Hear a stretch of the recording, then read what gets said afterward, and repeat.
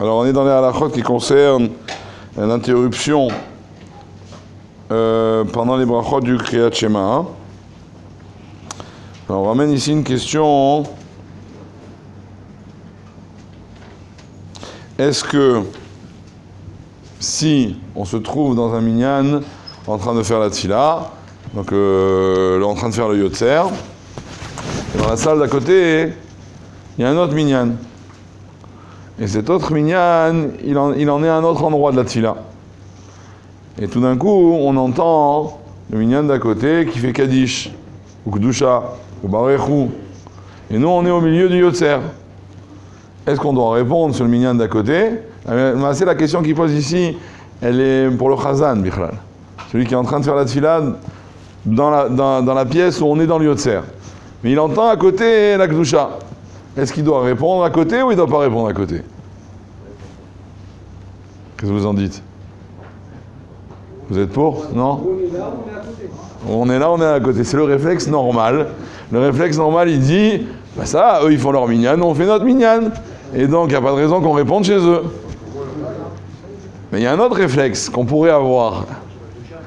C'est si on peut gagner encore une Kedusha, on peut gagner encore un Amen sur un Kaddish ou un Barechou, la malo.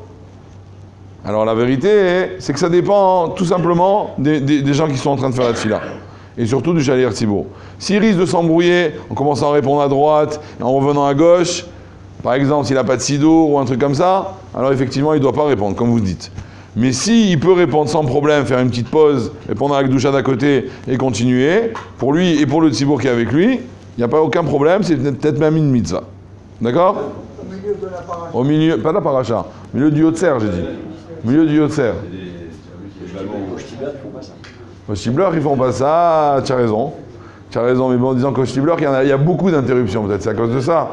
Et on n'entend pas vraiment ce qui se passe exactement à côté. Je sais pas. Mais a priori, au niveau du din, d'entendre une doucha dans mon minyan ou dans celui d'à côté, c'est pareil. Si je peux y répondre, et je suis Ben Aprakim, vous savez que je dois répondre. Ensuite. La Kedusha de la Amida, pas la Kedusha du Yotzer ni du Baletzion. Non, la Kedusha de la Amida, le Kaddish et le Barechou. La Kedusha du Yotzer, on ne s'interrompt pas pour la Kedusha du Yotzer. Ni pour la Kedusha de Baletzion. Maintenant, quel est le din de quelqu'un qui n'avait pas ses tefilines au début de la tefila? Il n'avait pas ses tefilines au début de la tefila, donc il a commencé à faire la prière sans les tefilines, sans le talit, et on lui amène son talit et ses tefilines pendant le yotzer. D'accord? Qu'est-ce qu'il fait? Ne vous bousculez pas. Hein? Il s'interrompt pour mettre les tefilines. Alors, d'abord, oui. Il devra s'interrompre, Ben Aprakim. Il attendra une interruption, Yotzer Ameorot, ou juste avant le schéma, il mettra les tefilines. Ou pendant le schéma, entre Ve'afta et Ve'aya, ou entre Ve'aya et Vayomer. Oui? Il s'interrompra, il fera la bracha, il mettra les tefilines. Alors quel est le din si c'est après Vayomer qui reçoit ses tefilines et son talit? Après Vayomer, il a un problème, il ne peut plus s'interrompre. Il n'y a plus de Ben Aprakim. Parce que à la fin de Vayomer, on n'a pas le droit de s'interrompre, Hashem Elokeichem, on n'a pas le droit de s'interrompre, c'est pas comme un Ben Aprakim. Et à la fin de la bracha, il est déjà dans son Merkioula les tefila, il doit enchaîner tout de suite avec la Hamida. Mais s'il ne le fait pas avant Vayomer, il dit bracha nebatala ou bracha sheker. Mais il n'a pas le choix maintenant, il n'a pas de tefilin. Qu'est-ce qu'il fait? Non, oui, tu as raison, que celui qui a des tefilin et qui ne les met pas, mais il doutes sheker be'atzmo. C'est là, bracha sheker, c'est doutes sheker. Mais celui qui n'a pas de tefilin du tout, il ne va pas faire la tefila? Si tu n'as pas de tefilin, le mec qui est sur une île déserte, il fait pas la tefila? Vous savez que oui.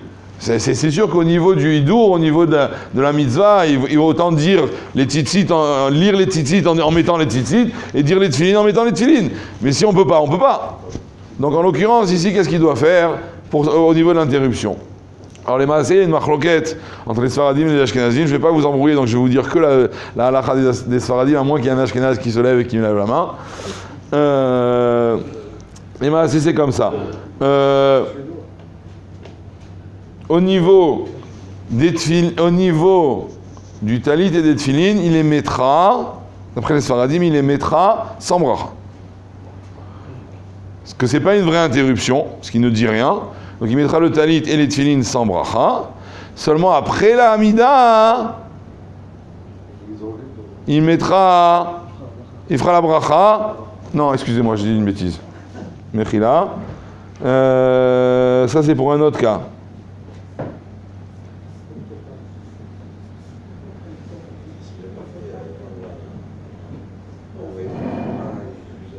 Non, excusez-moi, c'était juste.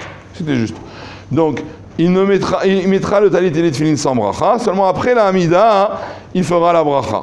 Si par contre, on lui a amené les tefilines mamash quand il était à Gaal Israël, où il devait tout de suite enchaîner avec la Hamida, dans ce cas-là, il ne mettra même pas le talit, il mettra que les tefilines sans bracha, et après la Hamida, il mettra le talit, il bougera un peu les tefilines pour les remettre à leur place, et là seulement, il fera la bracha. D'accord ? Pour diminuer au minimum la hafsaka.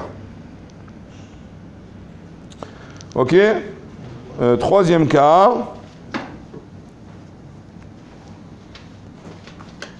C'est quelqu'un qui a dû s'interrompre pour un Kaddish ou pour une Kedusha à la fin de son Yotzer, à la fin, juste avant la Mida, juste avant Gaal Israël, pas à Gaal Israël parce qu'il n'a pas le droit de s'interrompre, mais il était juste avant Shirach Hadasha, chez Bichou Geulim. Il est à ce moment-là, il a entendu un Kaddish, donc il a répondu. Il a fini son Kaddish et il a commencé la Mida tout de suite.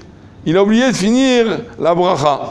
Gaal Israël. Ça peut arriver dans le bilboul, exactement. Qu'est-ce qu'il fait dans ce cas-là? Bon, les tefilines, il les avait, le talit aussi. Mais qu'est-ce qu'il fait au niveau de la bracha de Gaal Israël? Est-ce qu'il doit la faire après la Mida ou pas? Non. Il ferait Somer Geoula les tefila. Mais il faut mieux faire Geoula que rien du tout. Donc, il le fera après la Mida. Il fera sa bracha de Gaal. Il reprendra, s'il peut, un petit peu du schéma.